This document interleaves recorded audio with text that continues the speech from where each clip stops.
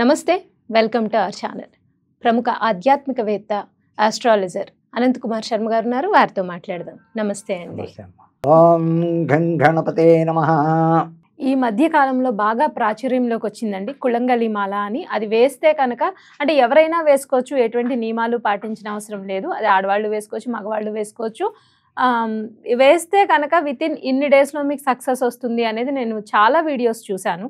నిజంగానే అది వేసుకోవచ్చా, ఎటువంటి నియమాలు పాటించక్కర్లేకుండానే వేసుకోవచ్చా, లేదు వేసుకుంటే అంత ఇమ్మీడియట్ సక్సెస్ వస్తుందా అనేది ఒకటి ప్రశ్న. రెండో ప్రశ్న ఇందులోనే రుద్రాక్షలు మనకు ఎప్పటి నుంచో ఉన్నవి. సో రుద్రాక్షలు అందులో మళ్ళీ ఏకముఖి, ద్విముఖి, త్రిముఖి ఇవన్నీ పేర్లు వేరే వేరే ఉన్నాయి. రుద్రాక్షలు ఎటువంటి వాళ్ళు ధరించాలి, ఆ ధరించినప్పుడు నియమాలు ఏంటి అనేది చెప్పండి. అమ్మా, మీరు అడిగిన ప్రశ్నకి సమాధానం ఏంటంటే చక్కటి ప్రశ్న. మామూలు అయింది కాదు. దేశంలో ఇవాళ జరుగుతున్న విషయాలు ఏమిటంటే ప్రతి దానికి కమర్షియల్ పెట్టి ఈ మాల ధరించండి, ఆ మాల ధరించండి, ఈ మాల వేసుకున్న 30 రోజులకే మీరు ఇంకే ఉండదు అనడం. ఇంకా పోతే కుళంగలి మాల ఒకటి ఎక్కువైపోయింది ఇవాళ. ప్రతి చోట ఈ చేతికి కట్టుకోండి, మెడలో దండలు వేసుకోండి, బాస్కెట్లో వేసుకోవచ్చు, మాల్లా వేసుకోవచ్చు. దీనివల్ల మీకు ఉత్తమమైన ఫలితాలు వస్తున్నాయి అని రకరకాలు మాలలు, తామరపూసల మాల వాడండి, ఇంకోటి వాడండి, తులసి మాల వాడండి, రకరకాలుగా మీరు మాలలు చెప్తున్నారంటే పబ్లిసిటీ చెయ్యడం కమర్షియలే. కానీ అమ్మ, న్యాయంగా చెప్పాలంటే ఒక్క రుద్రాక్షకే నియమనిష్టలు కావాలి, కానీ ఏ దాంట్లో వేసుకున్నా ఒకటే, వేసుకోపోయినా ఒకటే. దానివల్ల ఫలితాలంటూ లేవు అమ్మ, దానివల్ల ఫలితాలు లేవు. ఏ మాల వాడనా, ఏ మాల వేసుకున్నా వేసుకోపోయినా ఏదో షోకి సరదాగా, అంతేగాని షోకి ఉపయోగపడుతుంది. కానీ ఎవరో చూసి ఏంటే బాగుంది నీ చేద్ది, అబ్బా ఎంత బాగుంది, ఎక్కడ తెచ్చుకున్నా, అలా పబ్లిసిటీ అయ్యి కమర్షియల్ చేశారు. చేయడం వల్ల రకరకాలుగా చేసుకుంటున్నారు, వేసుకుంటున్నారు. వేసుకోవద్దని నేను అన్నాను, దానికి ఏ నియమనిష్టలు లేవు. ఈ మాల వేసుకుంటే ఇది ఇలా ఉండాలని. కానీ ఒక్క ప్రశ్న ఏమిటంటే అమ్మ, ఈ రుద్రాక్ష దగ్గరకు వస్తులోకి చాలా చక్కగా పాటించాలి, మామూలుగా కాదు. రుద్రాక్ష మాల ధరించిన వాడు మెళ్ళో ఉండగా దరిద్రపు అలవాట్లు, మందు తాగడం కానీ, జూదం ఆడడం కానీ, వ్యభిచారం కానీ, ఓపెన్ గా మాట్లాడతాం, ఇలాంటివి చాలా చండాలం, నాశనం చేస్తాడు బతుకుని, తొక్కుతాడు తొక్కు. రుద్రాక్షమాలు ఉండగా చెప్తున్నా. ఇకపోతే రుద్రాక్షమాలు అసలు ఎవరు ధరించాలయ్యా, దానికి అర్హత ఎవరికి ఉంది, ఎందుకు ప్రతి వాళ్ళు ధరిస్తున్నారు, ఎందుకు ఈ ప్రోపగాండా రుద్రాక్ష వేయండి అని ప్రోపగాండా, సిద్ధాంతులు ప్రోపగాండా చేస్తున్నారు, న్యూమరాలజిస్టులు ప్రోపగాండా చేసేస్తున్నారు. ఎవరు తిన్నవాళ్ళు ప్రోపగాండా, తప్పులేదు. రుద్రాక్ష పవర్ఫుల్లే. ఈ నవముఖి వేసుకో, నీకు కలిసి వస్తుంది. సంఖ్యాశాస్త్రాన్ని బట్టి, నక్షత్రాన్ని బట్టి నువ్వు షష్టముఖి వేసుకో, త్రిముఖి వేసుకో, ద్విముఖి, ఏకముఖి వాడండి, బ్రహ్మాండమైన ఫలితాలు వస్తాయంటారు.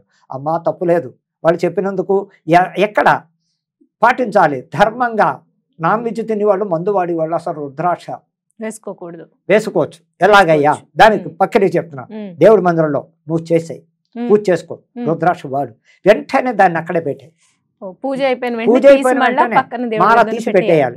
పెట్టేసి మళ్ళా మన్నాడు ఉదయం స్నానం చేసి చక్కగా అది వేసుకుని ఆ గంట సేపు అని ఇంట్లో ఉన్నంతసేపు బయటకు వెళ్ళగానే ఆ మాల మళ్ళా దేవుడి మందిరంలో పెట్టి వెళ్ళాలే. కానీ ప్రతి వాళ్ళు అది ఎవరికయ్యా వర్తిస్తుంది? డే అండ్ నైట్ రుద్రాక్ష మాల. పండితులు, పీఠాధిపతులు, నిత్యం బ్రాహ్మణోత్తములు, ఈ వైదిక కర్మలు చేసి వాళ్ళు, వాళ్ళకి మెడలో ఉండాలి. కానీ ఎవరు పడితే వాళ్ళు 24 గంటలు రుద్రాక్షను వాడకూడదు. అసలు చెప్పాలంటే ఆడది అస్సలు వేసుకోకూడదు. ఆడవాళ్ళు రుద్రాక్షమాల ఎవరు వెయ్యాలయ్యా? ఆడవాళ్ళు బహిష్ట ఆగిపోయిన వాళ్ళు రుద్రాక్ష వాడాలి. కానీ బహిష్ట ఆగని వాళ్ళు రుద్రాక్ష వాడకూడదు. అనస్పట్టుడుగా వారం ముందే అవ్వచ్చు, వారం వెనకవచ్చు. ఇవాళ కరెక్ట్ టైం ఆడవాళ్ళు ఎక్కడా అవట్లే. శారీరకంగా కొన్ని ప్రాబ్లమ్స్ చేత బహిష్టులు కూడా టైంకి ఎవరు అవ్వట్లేదు పాపం. అది వాళ్ళు అర్థం చేసుకుని ఆడవాళ్ళు కూడా ఆ రుద్రాక్షమాల టైం దగ్గరకు వస్తుంది దాంట్లోకి అసలు వేసుకోకూడదు. ధర్మశాస్త్రంలో ఆడది శివాభిషేకానికి అర్హత లేదు. లింగాలు అడిగేస్తున్నారు, ఇవి చేసేస్తున్నారు. అది చాలా తప్పు. అందుకే వినాశకాలం వచ్చేస్తోంది. ఎవరు చెయ్యవలసిన పని, ఎవరు చేయవలసిన వృత్తి వాళ్ళు చెయ్యట్లేదు. ఎవరు పడితే వాళ్ళు గర్భగుళ్ళలోకి వెళ్ళిపోతున్నారు. అలా వెళ్ళకూడదు గర్భగుళ్ళలోకి. ఈ పూజారులు కూడా కమర్షియల్ మరిగి గర్భగుడిలోకి ప్రతి వాళ్ళని వచ్చేయమంటాం, వాళ్ళకి అక్కడే కూర్చోబెట్టి అభిషేకాలు చేస్తున్నారు. అది పద్ధతి కాదు. గర్భగుడి గడప అవతల కూర్చోబెట్టి అభిషేకాలు చేయించాలి. కానీ అమ్మ, శివాలయం గురించి చెప్తున్నాను, అది చాలా తప్పు. గర్భగుళ్ళకి ప్రతి వాళ్ళ అర్హత, ఒక అర్చకుడికి అర్హత, అర్చకుడికి బ్రాహ్మడికి. ఆ బ్రాహ్మడు కూడా ఎలా వెళ్ళాలి? పంచ చక్కటి పంచి తువ్వాలు కట్టుకోవడం, అయ్యా నేను వస్తున్నాను లోపల. అలాంటికి వాళ్ళకి అర్హత ఉంది. ప్రతి వాళ్ళు వెళ్ళకూడదమ్మా గర్భగుడిలోకి, చాలా డేంజర్. ఎప్పటికైనా ఎఫెక్ట్ చూపిస్తాయి.